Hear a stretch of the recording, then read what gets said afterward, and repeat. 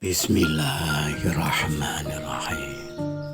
Assalamualaikum warahmatullahi wabarakatuh. Wahai murid-muridku, wahai anak-anakku yang senantiasa dirahmati oleh Allah SWT. Marilah kita lanjutkan pelajaran kita ngaji belajar urip. Kali ini bahasan kita mengenai bersama-sama orang-orang yang rukun.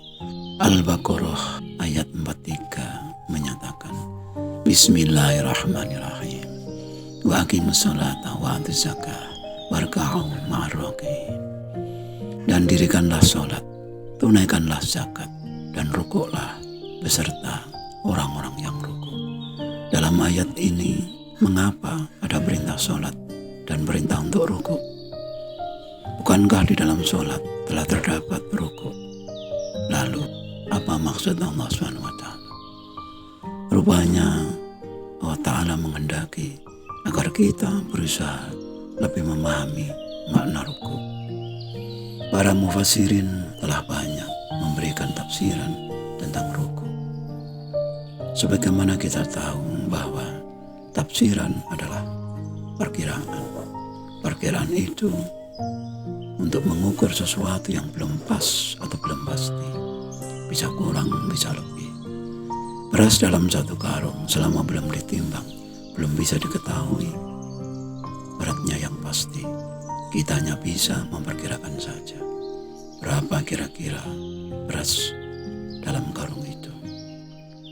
Tidak ada yang dapat memastikan makna firman Tuhan secara pasti, kecuali Tuhan itu sendiri. Maka tafsir dibutuhkan. Selama tafsiran itu mengarah kepada perbaikan pengertian atau menambah ketakwaan, maka tafsir itu sah. Demikian halnya dengan penafsiran makna rukuk. Di dalam sholat ada 4 gerakan utama yang harus dilakukan, yaitu berdiri, rukuk, sujud, dan duduk. Masing-masing memiliki makna filosofi sendiri-sendiri. Kali ini kita mencoba menggali makna filosofi rukuk. Ketika rukuk, badan atau tubuh kita membentuk sudut siku-siku atau 90 derajat.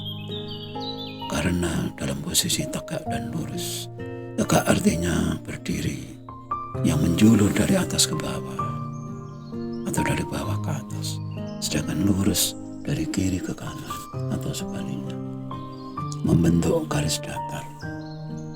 Rasul menjelaskan bahwa posisi rukuk yang benar adalah ketika kita rukuk, gelas diletakkan di punggung kita, gelas itu tidak akan terguling. Artinya harus benar-benar datar.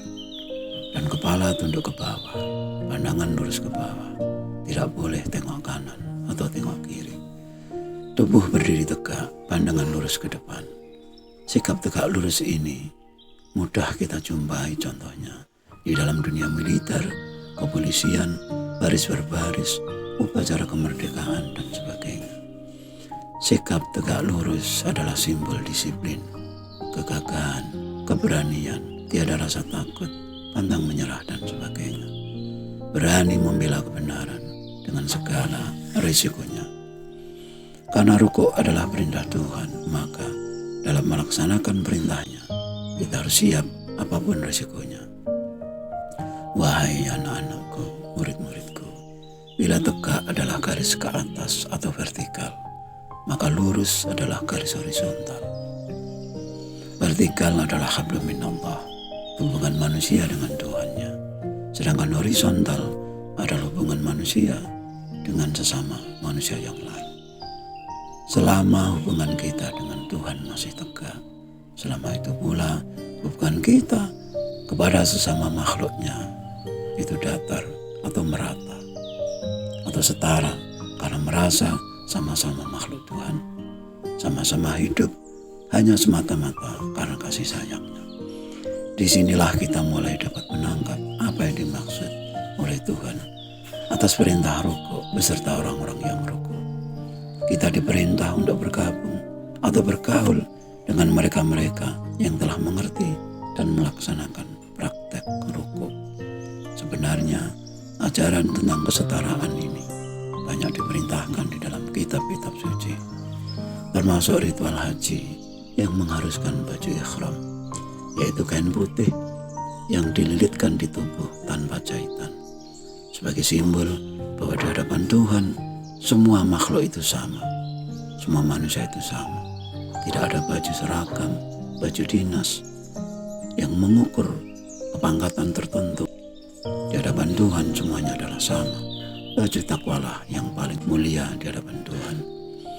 Namun dalam kenyataannya, justru mereka yang pernah berbaju ikhram ketika di tanah suci, mereka lebih suci sepulang mereka dari Mekah, karena mereka tidak memahami perintah Tuhan dengan benar. Ditambah dengan pemahaman yang keliru tentang tanah suci. Dikatakan tanah suci karena Rasulullah lahir di sana, sebagai simbol tanah suci. Sebenarnya dimanapun kita dilahirkan, disitulah tanah suci, tanah yang harus kita bela, yang harus kita cintai. Hubbul watan minal iman.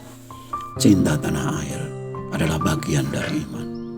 Kita tidak bisa minta untuk dilahirkan di mana dan oleh siapa, sebab itu adalah takdir Tuhan. Dimanapun kita lahir, oleh siapapun kita dilahirkan, semuanya adalah takdir dari Tuhan yang Maha Suci. Menerima takdir Tuhan yang Maha Suci itulah yang dikatakan bahwa tempat kelahiran itu suci, bukan semata-mata tempat kita lahir. Bila salah pemahaman kita mengenai tanah suci, maka dampaknya adalah seperti yang kita lihat. Mereka yang pulang dari tanah suci merasa dirinya suci, yang justru menentang ajaran kesetaraan sesama manusia, bahkan sesama makhluk, sebagaimana disimbolkan dengan baju ikhram atau dengan rukuk. Janganlah bergabung dengan mereka-mereka yang tidak tahu mana rukuk, atau mereka yang sengaja tidak mau rukuk karena merasa lebih hebat, lebih mulia dari makhluk yang lain. Entah karena hartanya, jabatannya, parasnya, atau bahkan karena nasabnya. Sebab semua itu justru bertentangan dengan misi para rasul, yaitu rahmatan lil alamin. Jika kita ingin surga, jika kita ingin hidup dalam damai, maka bergabunglah dengan mereka-mereka yang rukuk.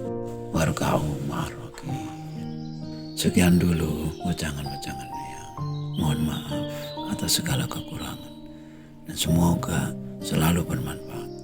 Marilah kita berdoa bersama.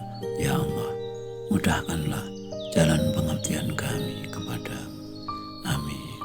Wassalamualaikum warahmatullahi wabarakatuh.